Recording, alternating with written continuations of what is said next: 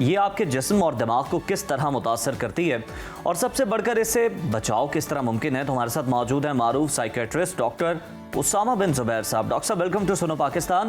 Doctor साहब सबसे पहले तो हम बात करेंगे कि ये आइस ड्रग है क्या और इसे आइस ही क्यों कहा जाता है, इसकी केमिकल नौयत क्या है।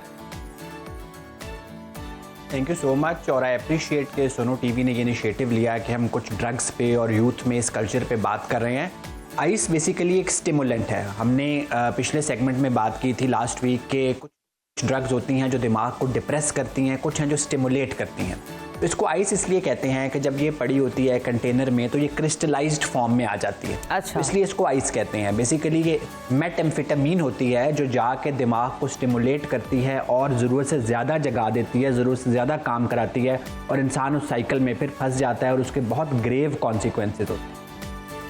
बिल्कुल ठीक। डॉक्टर साहब मैं चाहूँगी आप इसको मज़ीद एलैबोरेट कीजिए कि आइस ड्रग हमारे जिस्म और दिमाग पर क्या असरात मुरतब करती है और पर्टिकुलरली अगर हम बात करें हमारी नींद की, सोचने की सलाहियत की और मूड की, तो क्या इफ़ेक्ट्स आते हैं।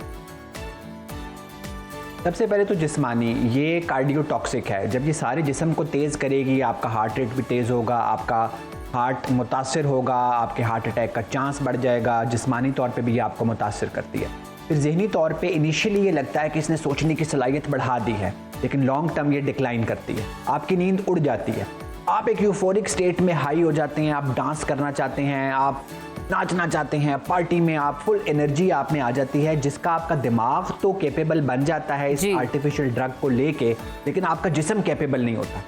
और फिर उसके बहुत ज़्यादा नुकसानात दोनों सूरतों में आने शुरू हो जाते हैं, फिजिकल हेल्थ भी और मेंटल हेल्थ भी।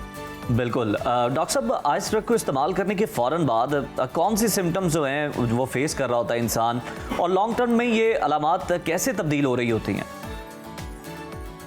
देखिए शॉर्ट टर्म तो मैंने जिस तरह बताया, आपके दिल की धड़कन तेज़ हो जाएगी, आप ज़्यादा एक्टिव हो जाएंगे, आप बहुत खुशी की कैफियत में चले जाएंगे, आपको लगेगा आपका दिमाग बहुत काम कर रहा है, आप अपने दुखों को भूल गए हैं, ज़िंदगी एकदम बहुत तेज़ हो गई है, इसलिए इसको स्पीड के नाम से भी जाना जाता है।